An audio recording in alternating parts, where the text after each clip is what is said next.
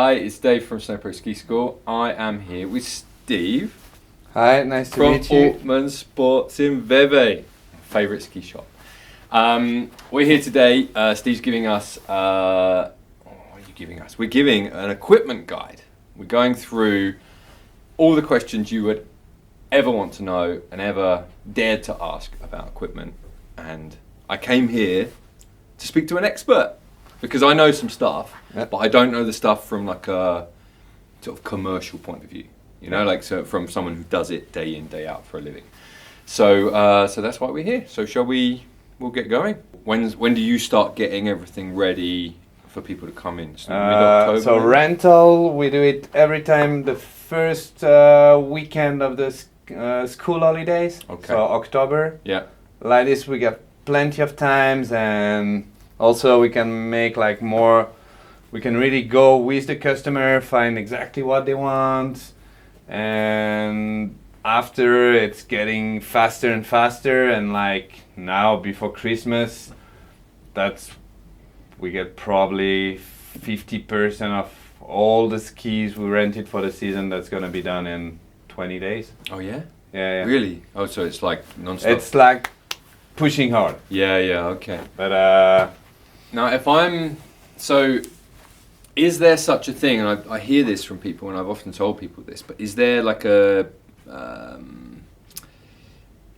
is there a concept of all the best stuff going early? So if I get in, you know, let's say that I think of it early and I go, you know, immediately after half term, am I going to get better stuff than if I come in say the last no, week not of December? really. Like we manage to always have everything, but we more like if you come and you're an adult and you say, okay, I'm gonna rent some ski equipment, we gonna go and say, okay, are you gonna stay there for a while? Why do you don't have your own ski boots?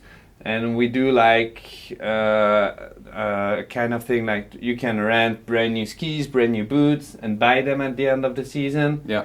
And that's more the kind of things that it's harder to do when it's full in the shop and everything is running. Yeah, for But sure. if you ask for it, we're gonna find a solution and do it. Okay. But yeah, there's more people, so we're more like going straight to what the people need. All right. But you're gonna have good skis, good boots. Mm-hmm. No worry about that. All right, cool. So let's get started at the start. So let's say that I've never skied before. It's all brand new. I've just arrived in the country, and I'm looking to try skiing for the first time. Talk us initially like through the process. How do I do it? I come here. I say, hey, where's Steve? He's the man. Like, what's he gonna? I have to say do? that we are lucky. We have a really great team at the moment. Mm-hmm. So I'm not the only one that is able to find you something, but Yeah. I'm gonna try my best. I'll be back. For a beginner, it won't be the ski we will take for a beginner, but it's just that this one gets this huge rocker, and that's something we're gonna look to have for a beginner ski, because this rocker that you can see easily on this ski Mm-hmm. will really help you to come in a turn and out, because the ski is already bended the way it need to turn on the slope. Yeah, from And a technical point of view, when you roll that over, yeah, this is already like hooking up. It's into the already new turn. It's actually helping you bending to turn. and Yeah. I help mean, you you to remember the turn. days where skis used to be like this long and straight, right? Yeah. So you used to have to do all sorts of stuff to get those to turn, but modern day skis you just roll them over with your ankles. And you start it turn used on to the be right. like really a technical sport, and now it's getting a fun sport. Yeah. Like just push on play, and It's have never fun. been easier to get going No. on skis, that's for sure. And it's, also the length. yeah. As you say, I began skiing, and I'm not 100 years old. I began skiing, it was that length. It's And true. now, like, okay, freeride ski is gonna be around here. Yeah. All mountain around here, and a pair of slalom skis is gonna be 165, so around here. Yeah. That's So true. everything is getting really short. So if I'm a beginner, the length of ski is I will normally say, somewhere yeah, chin around height, here, right? just to help you to have something easy to turn. So with kid skis, sometimes they get given skis that are a bit too long. Yeah. And it really hampers their development, because thing if the is, skis are when too they long, begin, it's they- just like They they can't get anywhere. They don't have motivation. They don't know what it can be if it works. Yeah. So if it's long, then the kid's just gonna be like, okay, I don't like that. Yeah. He won't be better. And if it's short and he easily begin to be able to move on his skis, he have fun, Yeah. then show is going on. And we do it quite a lot, like giving short skis at the beginning of the season. Mm-hmm. And February, people just come back and we swap them For for 10 centimeters more, because kid skis is every 10 centimeters more. Well, I was going to ask you about this. So also the other problem that you sometimes have with kids is that they grow, quite quick, right? Yeah. We all know that. But like if the child grows or their feet grows in the season, like can they come back in the middle of the season? Sure, you should definitely. A lot of the skis that I would ski, they're constructed in a certain way, and they've got this big kind of metal layer over the top, right? So they're heavy. You pick up a pair of like fist spec slalom skis, they're like, they're serious. If it's too windy, you can still do fitness with them. So, and the reason, so I was skiing, where was I skiing? Can't remember, the other day. I took a big set of head GS skis, but only because I wanted to go fast that day, and you don't feel any of the bumps on the piste, right? So, they take That's out all probably that also vibration. a big work of your legs.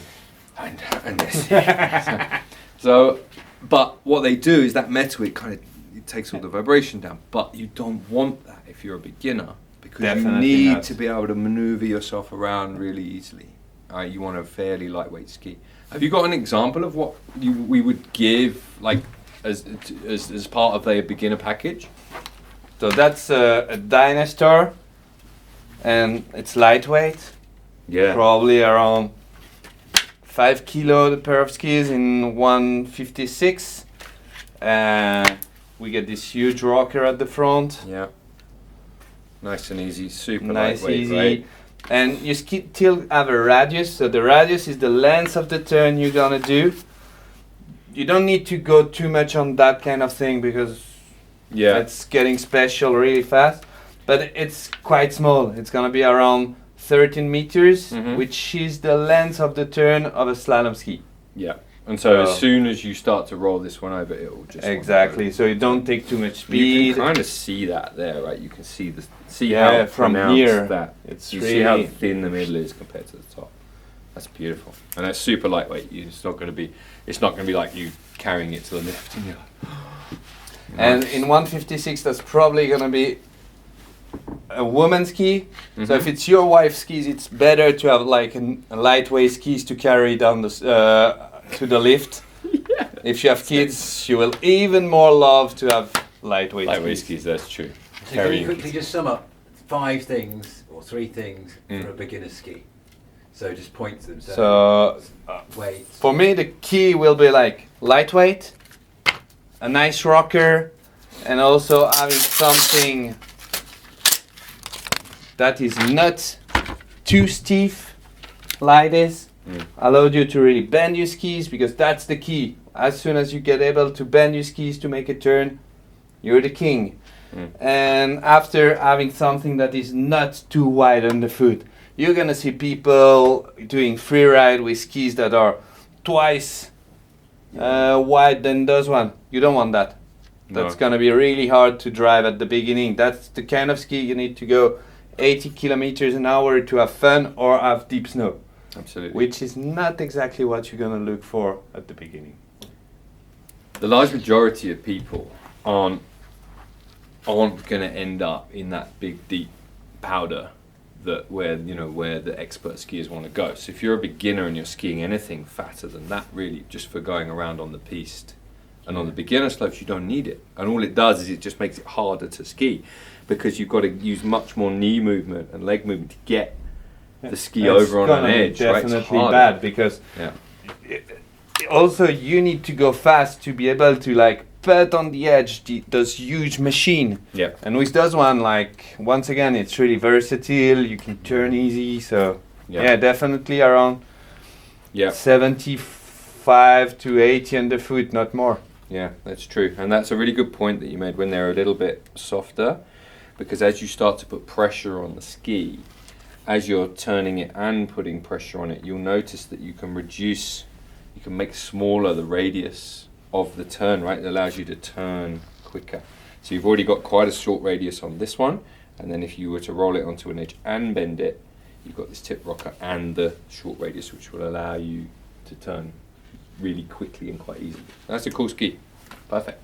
So if I'm an intermediate, this is also often the stage where people might be starting to think about buying their own stuff. Yeah. We can cover that in a second, but if you're an intermediate, what kind of ski are we giving? That's to why an I was going for the intermediate? racing stuff.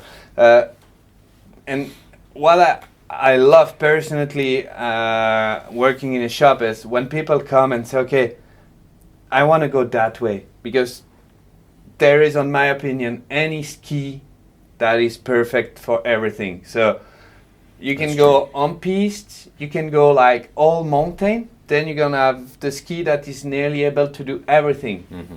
Is not the best ski in any condition, but it can do all the job. Yeah. So if you're not sure, you're like, okay, I want to go a little bit off piste, I like to be on piste as well, then that's a good choice. Mm-hmm. And after you might say, okay, I want to go like more on the fun version, then you can go for like those twin tip skis. They're really fun to ski, a little bit wider, also better on deep snow. And after, but you're gonna know that's a free ride ski, 110, 115 underfoot. You need to have good snow and big legs to be able to ski those ones. Yeah, that's for sure. So Okay, so if I'm skiing around, doing parallel on the piste, I'm kind of working my way towards a certain level of expertise, and I come to you, what ski are you going to give me?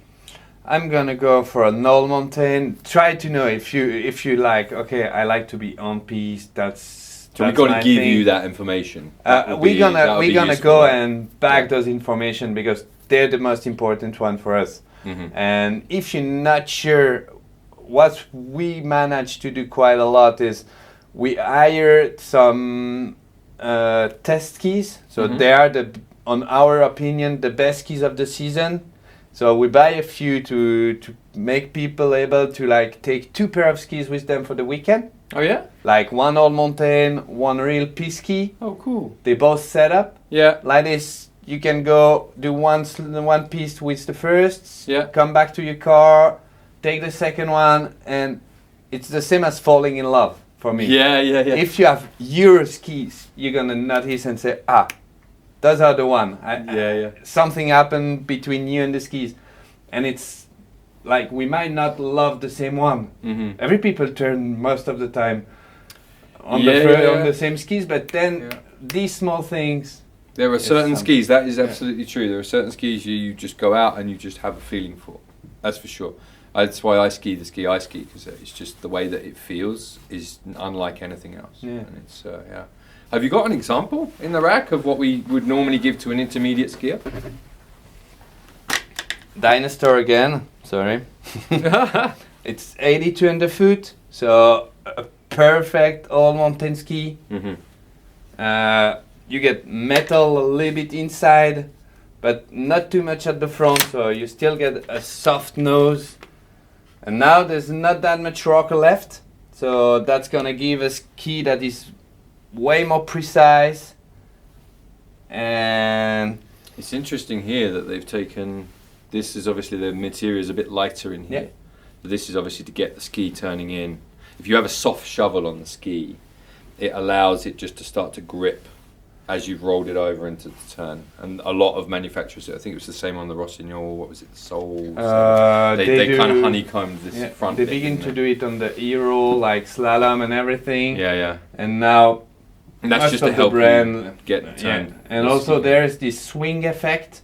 Like on the piste skis, they try to reduce the weight nose and tail, because you can have something heavy underfoot. That's what's gonna give you the control. Yeah. And if it's lightweight nose and tail, you don't have the feeling that your skis is heavy Yeah. because for it's sure. moving easily and Mhm.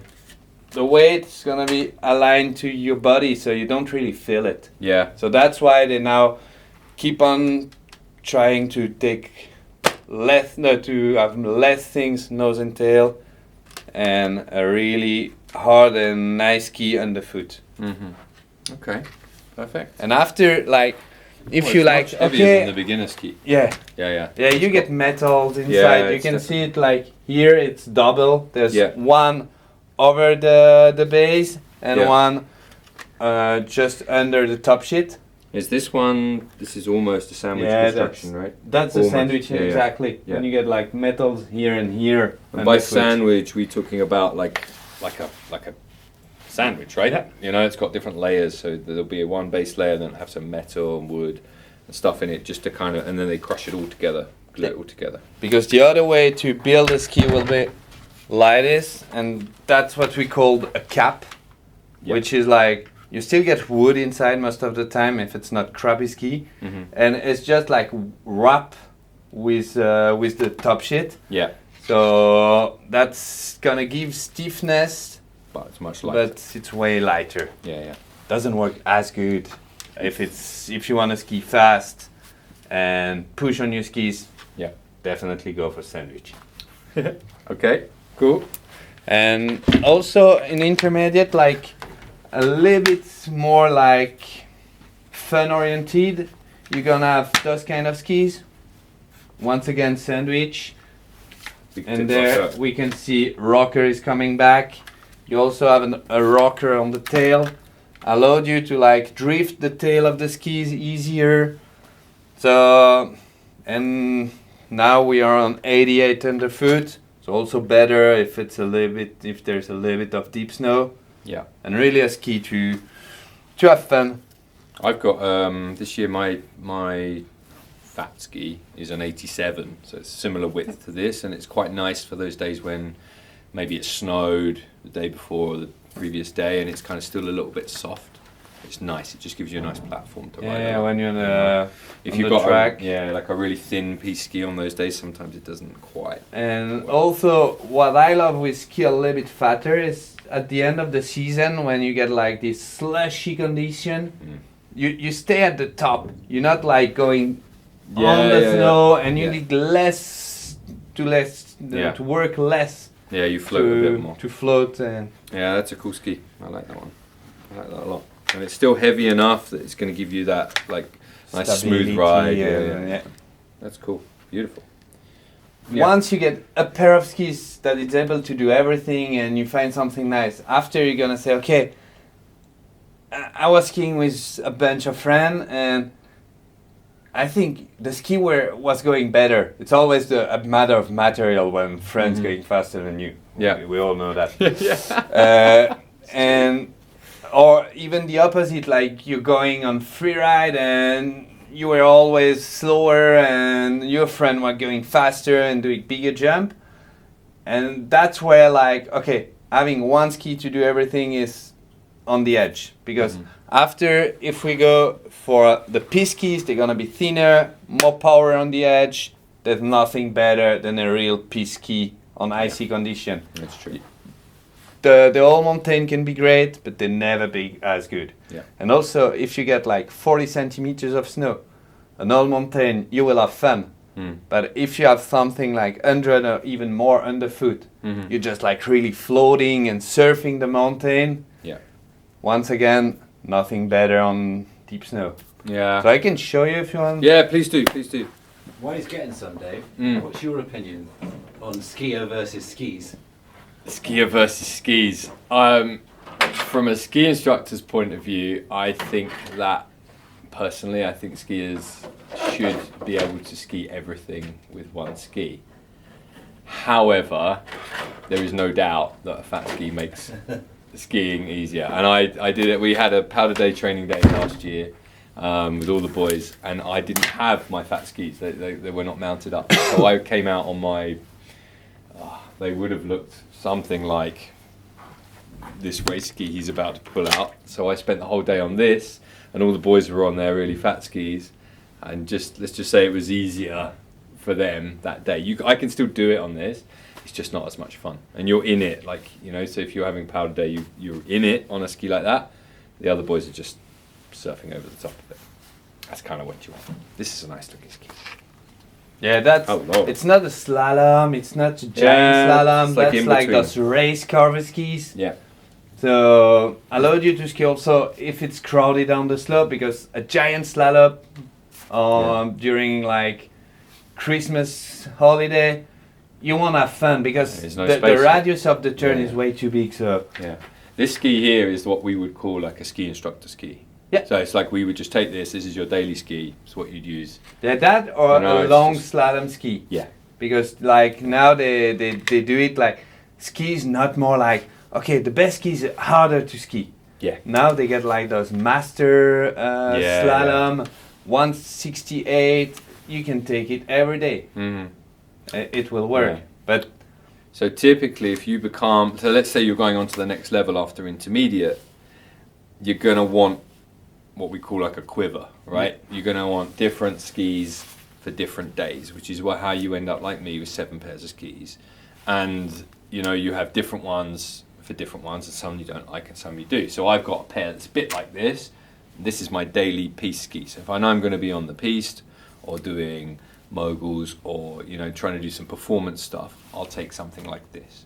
But if it's That's it. snowing and dumping down, you grab something then you like go this, for right? something like this. Yeah. So what have you got there? We get the Dynaster Menace, which is twin tip skis and big rocker nose and tail, but you're still able to drive it down the slope. I mean, but when it's a matter of just floating over the snow, Yeah, because you've then got a it's really just perfect. big underfoot. Yeah. You know, you've got a twin tip if you want it. Nice big shovel that's going to float beautifully, you know? Yeah, this rocket nose and tail will just like make it float over the snow. Like you really get this feeling that you're surfing the snow, Yeah. because Oh, and the faces are cool. Look at that. Oh. because the ski is like bending from here and here. Yeah. Once again, underfoot it's really stiff, but then the ski is just gonna bend like this and keep you over the snow. Yeah, nice and soft as And well, right? you don't have this feeling that never do that, but that you need to go backward to make the front of your skis going out of the snow. Yeah. Because if you do that, you lose all the control of your skis. So that's gonna happen easily, like on piste skis, because you want your skis to get out and make them able to turn. But as soon as you're on your back, Yeah. it's done. That's right. You can't control them anymore. So, Okay. So an this is easy version. So when you, of- like I say, when you're going onto that next level, you might then have a few skis in your garage, or your locker, or your cave, and you might just say, right, okay, this is the day for this ski. And so most days you'll get the choice right. Some days you won't get the choice right, but most days you will, and you'll come up with whatever Yeah. is appropriate. And after, like, okay, for people, they think, okay, they spend too much money. But the thing is, if you have one pair of skis, it's gonna be done in 3 seasons. If you ski a lot, yeah. If for you sure. ski a lot, Yeah. and if you have like 2 pair of skis, then your ski is gonna hold way longer, and they're gonna be used every time in the condition they love. So you're gonna have them for 5 years. Yeah.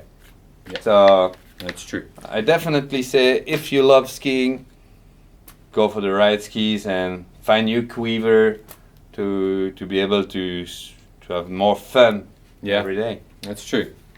Okay. Going on to boots or snowboards, which would you prefer? Can you just do those? There's those 4 questions. Oh. I can just answer them. They can just be really quick answers. Yeah. So if we just go for that first one, which is really straightforward, is what height should my skis be? Okay, so the length of the skis. So At different beginner, levels, I will beginner. say definitely around here. After, it really depends of what skis do you want. So we're gonna go up. For slalom skis, it's not difficult. 155 165 for the girls, 165 for the men.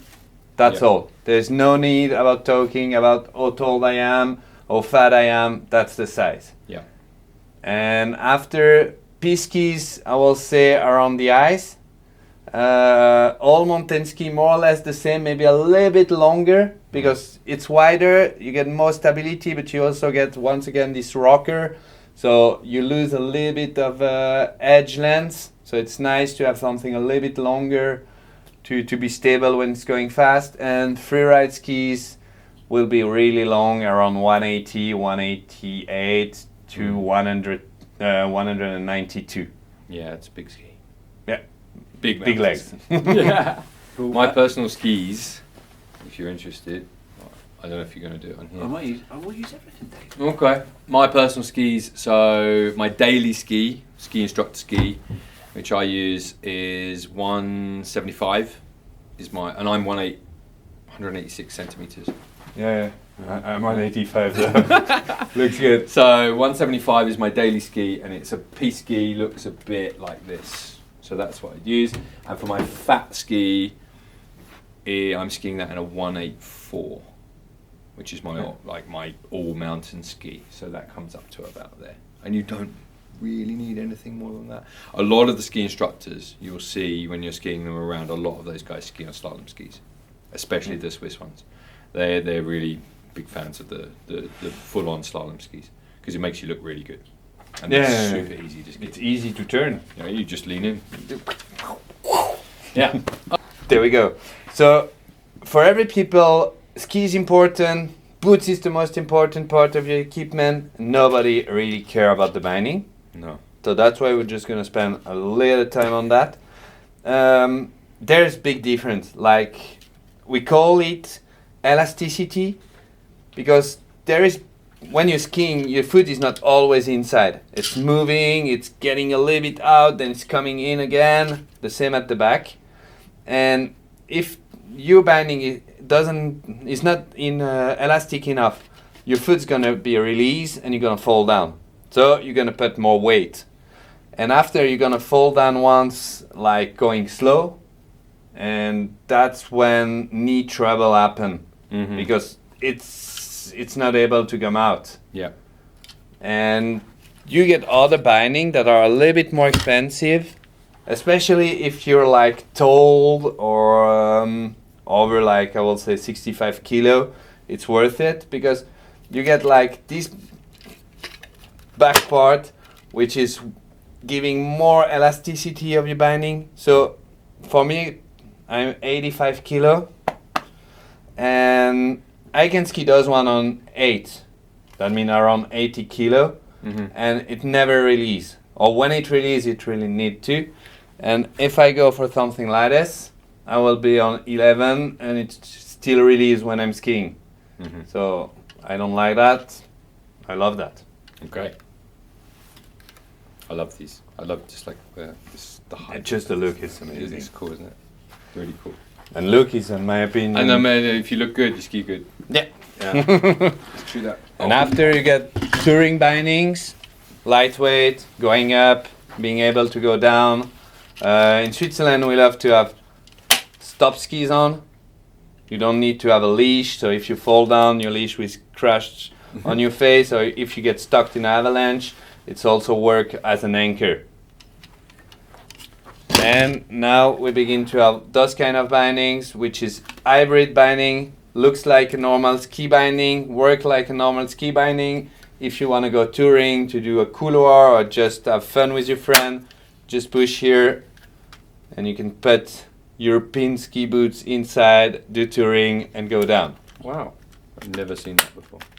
All right, so Steve, I hear that you are one of these mythical guys that you can tell when someone walks in, but when they take off their boot or their shoe, you're like, you are this boot, you are this boot. Is it as simple as that? So when I come in for looking for ski boots, you can tell what sort of boot will fit? Yeah, most of the time we know it just on looking at the feet of the people. Okay, because different boots have different they styles, all right? like, it used to be one brand of one shape, another brand, now it's done. Every people is doing different boots, wide, not wide. The thing is, at the beginning, you want to have something really comfy, and you're gonna have a boots that is too big. Mm-hmm. And that's the worst enemy to go skiing, because if your boots are too big, then your foot is moving inside. So you just make, I call it the cat, because like you try to push with your toes, like to make your foot not moving, and then it's burning on the foot, and it's a nightmare. And then you tied it really hard with this buckle, and that's exactly what you don't need to do on the ski boots, because that's gonna push where all the blood circulation from the top of your feet is going. Yeah. Then it's also gonna be painful. Yeah. So what you want is definitely to have a shoe that have the good length, that it's wide enough for your feet. Your, how do you say that part of your foot? The heel. Yeah. Your heel, the heel cap must be right. I have better to have like a heel that is great, and needed to make it a little bit wider at the front, because that's gonna give you the control and you're gonna love it. And yeah, after also stiffness gonna be a question, but it depends about how big you are. You're tall, so you need something stiff. Yeah. So around 120, 130. You don't need to go higher than this. Nobody's gonna need it, I think. Not unless you're in the World Cup. But Yeah. it's true, if you've got like quite a long lever.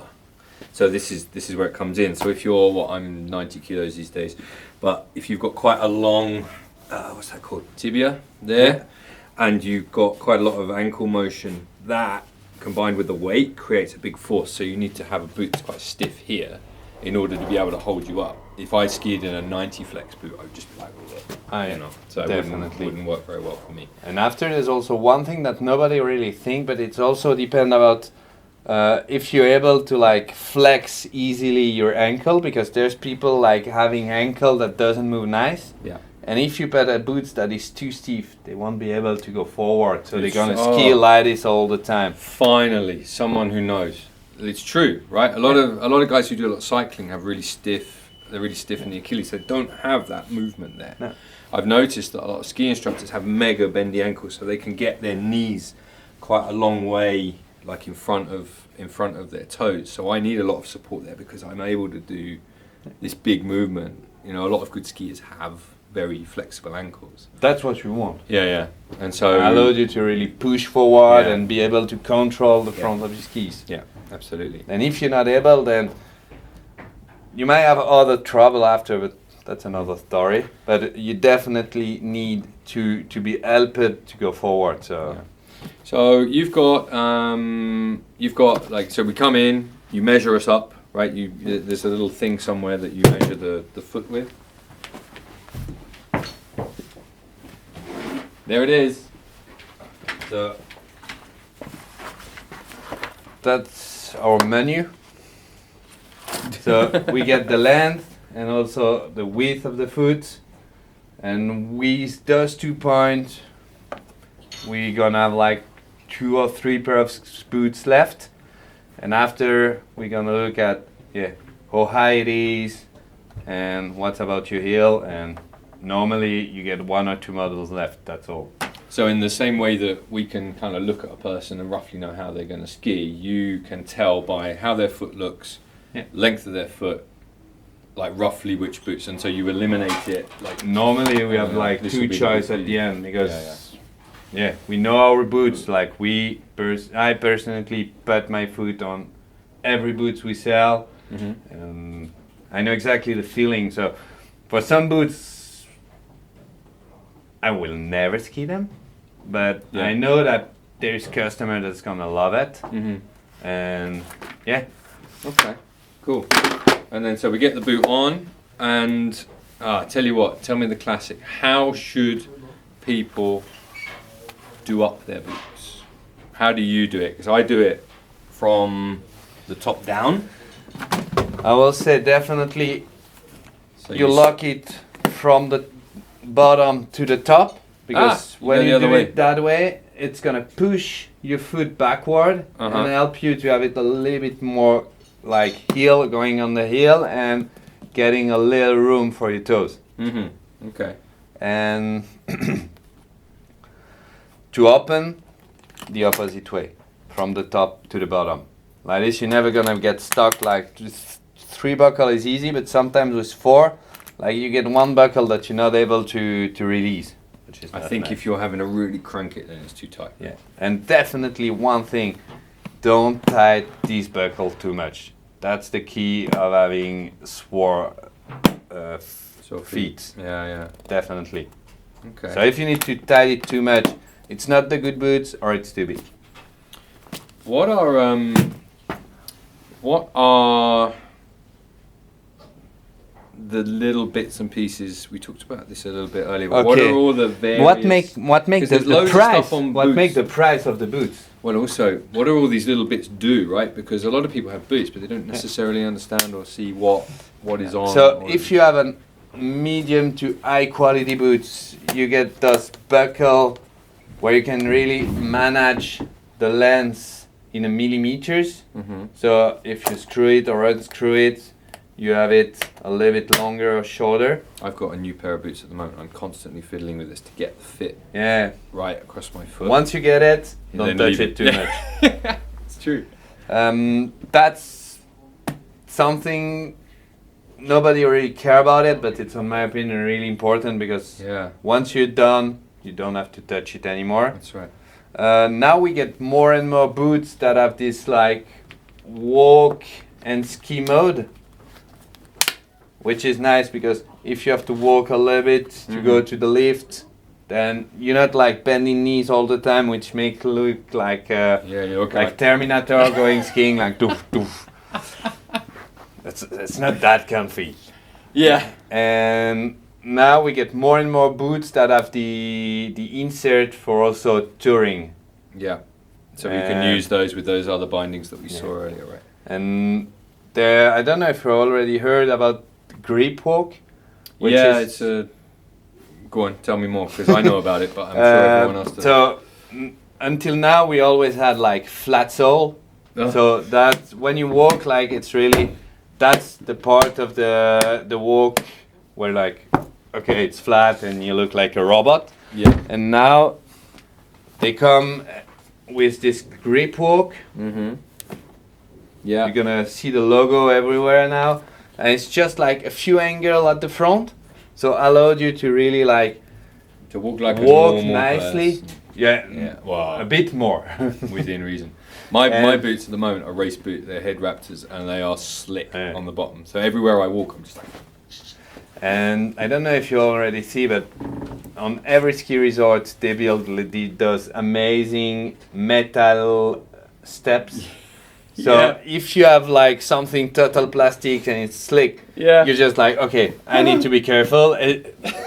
With something like this, true. it's still a little bit easier. It's true. Yeah, that's true. Yeah, because I mean, you've got the. Yeah, you can walk, right? I think it's like every people have laughed about someone once that is just sliding on the first Yeah. and going straight to the bottom Yeah. with the skis on his shoulder. Yeah, that's me this year. That's me. Okay. Yeah. Tell me about this, because this is something that most people. You see people like just skiing around with power strap, like, just doing this. This is an important thing, right? Especially for you, because you're big, so you need to have support on the top of your boots. Yeah. But that's work like an extra buckle. Yeah. So definitely tight it. And it Not allows too you- much, yeah. just allowed you to move a little bit. And every people have to find ease setting. Mhm. Like I'm the kind of guys that tight all the buckle as hard as he can, Mhm. and I love it. Yeah. But I don't know if Not it's everyone's right. the same. Yeah, I don't like my buckles too tight across here. Yeah. But other people I know do. They like to jam their toes down. But I need a bit of space here to let my toes do their thing. But I like them reasonably tight through here to keep the ankle in place. Yeah. And it obviously needs to be tight at the top. Otherwise, I just like. That's, in my opinion, that's what gives you really the control of your skis. Yeah, because obviously you're. Shine Turning your must leg, be right? pushing in, and Yeah. that's gonna allow you to turn. Okay. Cool. What's next? Just quickly, the Buying. numbers on the boots. Oh. Okay, numbers on the boots. Not number of the beast. I love it better. There's a few number. Most of the time you're gonna have something like 27.5, 28, 28.5. At first 28 and 28.5, it's on most of the brand exactly the same boots. Just the sole inside is different. And that's the length of the inner part in centimeters. Yeah. After the other number you will see quite a lot is something Flex, like maybe? the flex. This Yeah. one is 80, so definitely something nice to begin skiing or for a lightweight person Yeah. or someone that is not able to push on his shine. That can be great. And then someone And- like me is going to ski what? My boot is a 120. It says it's a 140, but I took both. Ooh. I took both bolts out of the back, so Okay. it's a 120. But like that's just the flex rating, and it tells you like roughly how hard the plastic is, right, or how the stiffness is. And most of the time, they also change the inner part. So this part, which is what is around your feet, change a little bit, and the foam inside is getting stiffer, because as a beginner you want something comfy, like feeling the same as Soft in your and nice. sleeper, Yeah. sleep soft everywhere, like you're comfy. But once you go skiing, when you begin to push a little bit harder, you can feel the foam moving and you don't have that much precision. So that's the time you begin to want stiffness inside as well. And it's weird because for most of the people, they're gonna think, okay, it's not comfortable. Mhm. But once you go skiing, it's twice more comfortable because you don't have to like push too hard. Everything is like And the, like music. and the ski boot itself, it should feel snug. Like it's not supposed to be a slipper or a It Wellington should boot, definitely it's fit supposed- the edge. Yeah. That's something people at the beginning. Yeah, when you Don't first wanna put, like you've never put a boot on before, you're like, just "Ooh." it's too small, Yeah. and you need to bend your knees. And when you bend your knees, you should be able to move your toes. Yeah. But at the beginning, you feel the edge. Yeah. Definitely. And that's normal. It's normal to feel snug in a boot. That's for sure. So, Steve, the first thing I always recommend when people start talking to me about the first thing I always ask is, what skis should I buy? And I always say, don't buy skis first. Buy boots first. Sure. The boot is the magic. It's where it comes. If you get a good boot, you can ski on any old ski. Any For ski. me, The you boot can is have key. the best skiing day of the season, and the thing is, your feet are swearing. You will have a bad day. And if it's your ski boots is the most important part of your ski equipment.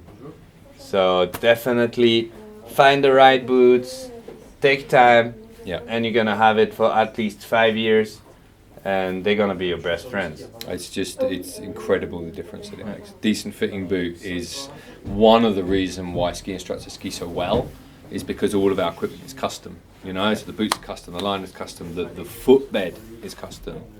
You know, so everything is set up in order for us to be able to ski well. Whereas if you put me in a kind of a boot that I didn't know, I would ski badly. You know.